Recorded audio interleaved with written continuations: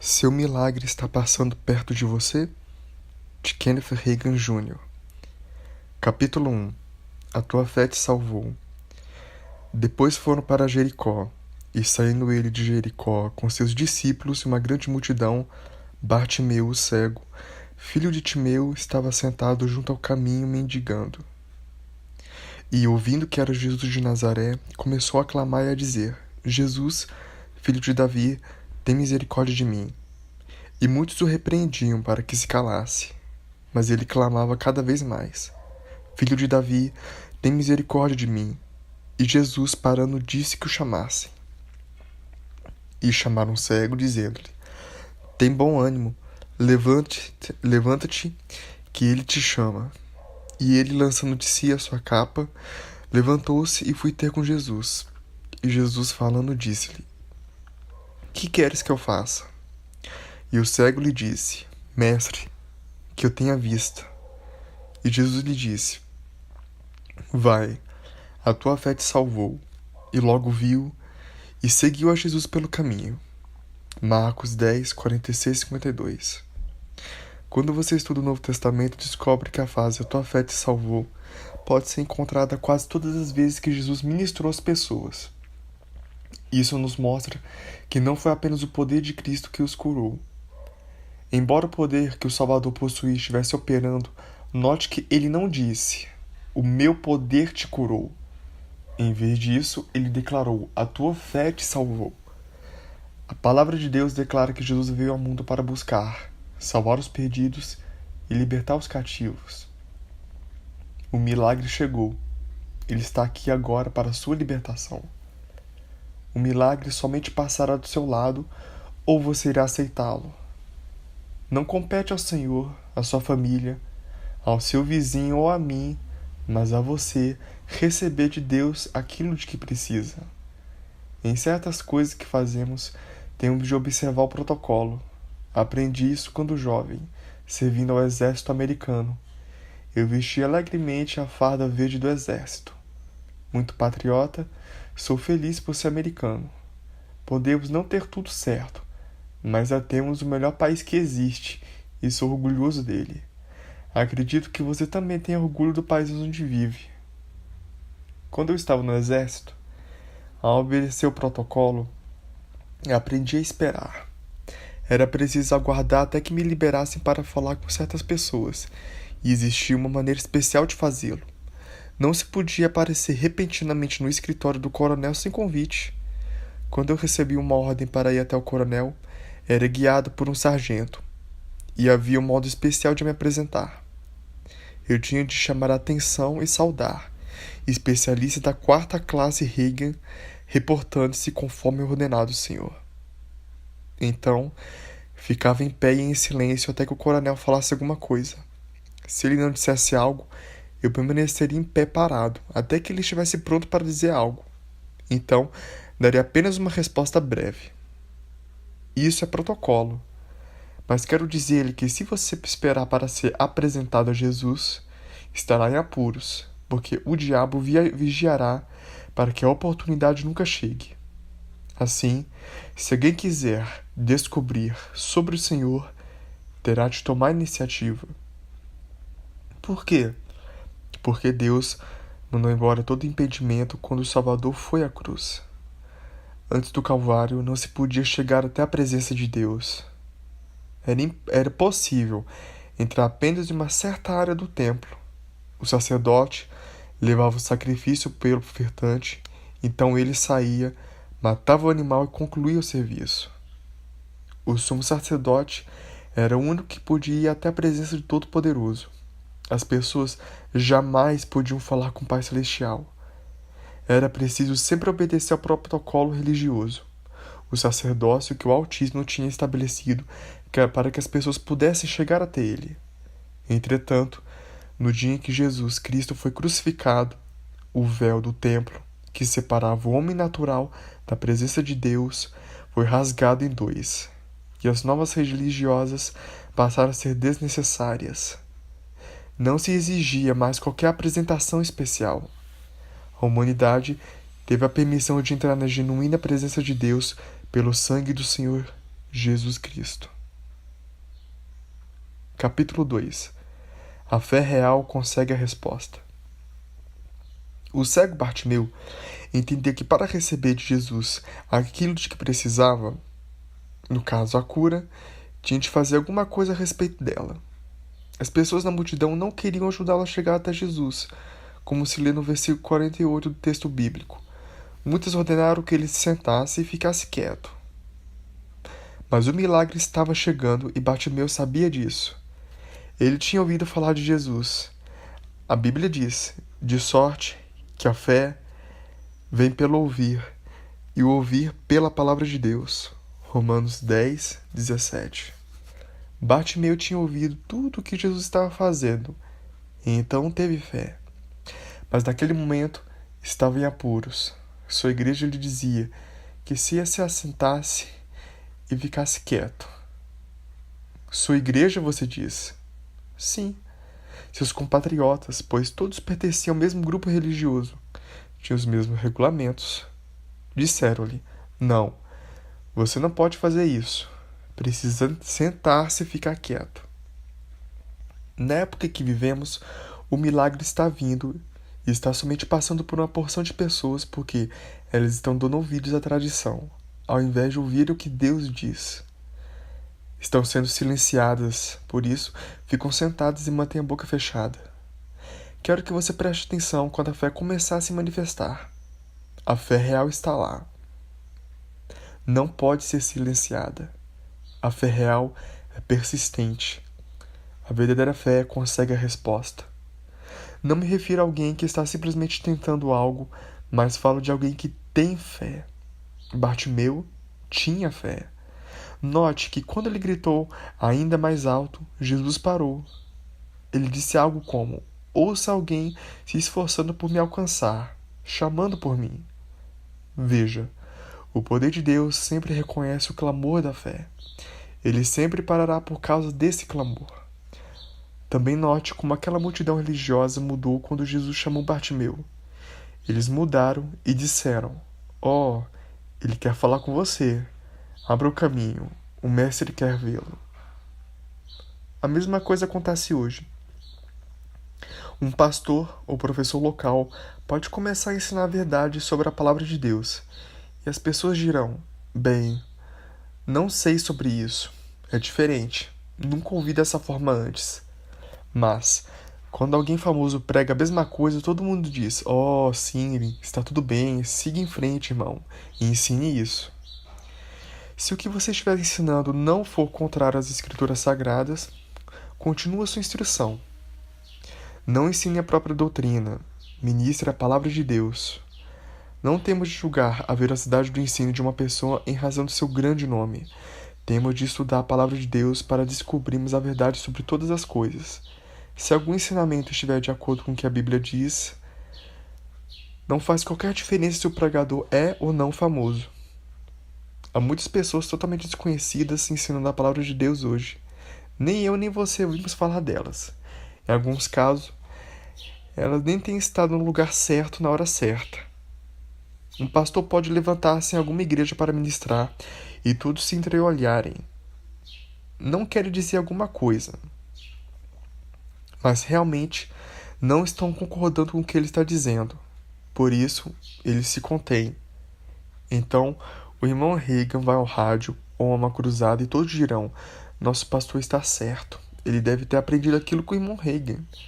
Contudo, talvez o pastor nunca tenha ouvido algum dos meus ensinos. O que aconteceu? Temos o mesmo Espírito Santo e a mesma Bíblia. O Espírito de Deus pode mostrar alguma coisa àquele pastor também. O simples fato de pregarmos algo não dá credibilidade para aquilo que ele prega. Capítulo 3. Lance fora o seu passado. Jesus parou. Ele vai sempre parar quando o grito da fé alcançá-lo. O mestre chamou o cego. A multidão disse a Bartimeu: tem bom ânimo, levanta-te. Pouco tempo antes, essas mesmas pessoas lhe diziam que se calasse. Agora, leia o versículo 50. Tenho pregado esse versículo muitas vezes, mas recentemente vi algo novo quando estava meditando sobre ele. E ele O cego, lançando de si a sua capa, levantou-se e foi ter com Jesus. Marcos 10:50. Quando li esse trecho, minha mente voltou-se à época em que fiz um curso bíblico chamado A Bíblia à Luz dos Eventos Históricos. Aprendi, lendo história, que as pessoas de níveis sociais diferentes usavam diferentes capas coloridas. E se eu me lembro corretamente, caso alguém fosse um sem-teto ou mendigo, usaria uma capa de cor especial, porque identificava seu papel na sociedade. Usamos outros tipos de vestimentas hoje, mas geralmente a roupa que as pessoas usam indica o seu status e frequentemente até revela a profissão. Alguém dirá: aí vai uma enfermeira, lá vai um médico, é um policial, é um bombeiro. Como é possível saber? Pelo uniforme que a pessoa usa. Voltando à história, você descobrirá que os cidadãos romanos usavam diferentes capas. Algumas significavam que o indivíduo era um membro do Senado, outras indicavam as posições dos soldados. Hoje, o uniforme do exército americano pode parecer igual para todos, mas ao olho treinado, insígnias especiais demonstram que se uma pessoa é um soldado raso e a outra um capitão, indicam então se uma pessoa é um soldado mesmo ou se uma outra é um capitão. Meditando nos tipos de vestimenta no decorrer da história, subitamente entendi uma coisa surpreendente sobre Bartimeu. Ele usava roupas que lembravam: sou mendigo e cego. Note que ele lançou fora a capa e deixou no chão quando foi até Jesus. Bartimeu não ia precisar mais das vestes de mendigo. Suas atitudes mostraram sua fé. Ele não apenas teve fé para gritar por Jesus, mas também deixou a capa ao lado da estrada. A Bíblia não diz coisa alguma sobre Bartimeu voltar para apanhá-la novamente, mas declara que ele começou a seguir Jesus pelo caminho. Note também que Jesus lhe fez uma pergunta direta no versículo 51. Que queres que eu faça? E esperava uma resposta exata. Hoje, Jesus ainda está perguntando o que queremos. Contudo, não recebemos o que desejamos porque a resposta que frequentemente lhe damos é quase um quebra-cabeça. Costumamos nomear tantas coisas que a nossa lista torna-se longa e nunca paramos em algo específico. Volte a pensar em sua infância e nos pedidos que fez a seus pais no Natal. Você dizia: quero isso, quero aquilo. Seus pais finalmente interromperam-no e perguntaram-lhe: o que você realmente quer? O que realmente deseja? Por quê? Porque você falava tão rápido que eles não conseguiam entender perfeitamente. Eles queriam saber o que você queria de modo específico para que eles pudessem providenciar. Jesus perguntou a Bartimeu: o que você quer? Bem, ele era cego e mendigava. Não tinha alguma coisa e podia ter mencionado muitas coisas, porém tinha muitas necessidades. Poderia ter dito: bom, preciso de roupas, dinheiro e uma casa. Necessito também de burrinho para a montaria. Mas Bartimeu selecionou a coisa mais importante que ele queria. Focalizou apenas a sua cegueira. Se quiser receber de Deus hoje, selecione as coisas de que mais necessita. A maior parte de nós tem uma lista de 20 quilômetros de extensão. A cada dia da sua vida, suas necessidades se tornam mais numerosas. O Senhor é poderoso para suprir todas elas, mas destaque aquilo que você mais precisa. Cuide delas, então avalie melhor a lista. No entanto, seja lógico como Bartimeu. Ele calculou que carecia da visão mais do que qualquer outra coisa. Se ele pudesse enxergar, então ele poderia realizar algum tipo de trabalho que rendesse o seu alimento, abrigo e suas roupas. Nesses dias, há muitos cristãos andando por aí dizendo: deixarei meu emprego e viverei pela fé. Tolice. Você abandonará seu emprego e morrerá de fome pela fé. Ocasionalmente, e isso não significa frequentemente, se é que alguma vez o faz, o Criador pode dizer a alguém que viva dessa forma. Mas ao lermos a palavra de Deus corretamente, verificamos que temos de trabalhar e tomar conta de nossa família. Se não lhe dermos provisão, a Bíblia declara que seremos piores do que o infiel. Não sou eu que digo isso, mas é a palavra de Deus que diz sim, declara. Existem pessoas dizendo, vou largar meu emprego e viver pela fé. Mas seus filhos estão famintos. Eles não podem pagar as contas, suas casas e seus carros estão retornando aos antigos proprietários e não há comida alguma. Isso cheira mal às narinas de Deus, porque é contrário ao que sua palavra diz. Como mudei para esse assunto? Eu estava falando sobre crer em Deus e ter fé. Capítulo 4. Hoje é seu dia. Bartimeu lançou de si a sua capa, demonstrando a sua fé. Depois foi até Jesus e disse, Mestre, que eu tenha vista. Jesus respondeu, a tua fé te salvou. Aquilo foi tudo que bastou. Note que Bartimeu teve a chance de ouvir o protocolo, não clamar por Jesus e perder então seu milagre.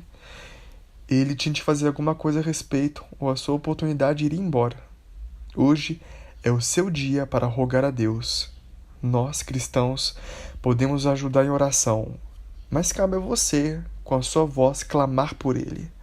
Lance fora sua dúvida e incredulidade como Bartimeu lançou suas roupas esfarrapadas. É a vontade do Pai Celestial curá-lo e libertá-lo do que o mantém cativo, seja de origem espiritual, física ou mental.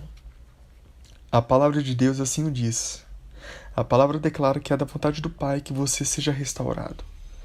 Talvez você diga, não sei se sou bom o suficiente para receber a cura ou não. Tenho sido desse jeito e fiz isso e aquilo. Não é o que a palavra afirma. As escrituras que orientam a pessoa a pedir perdão, aceitar o perdão, esquecer o passado e seguir em frente. Lance fora todos os obstáculos. Paulo disse isso de outra forma.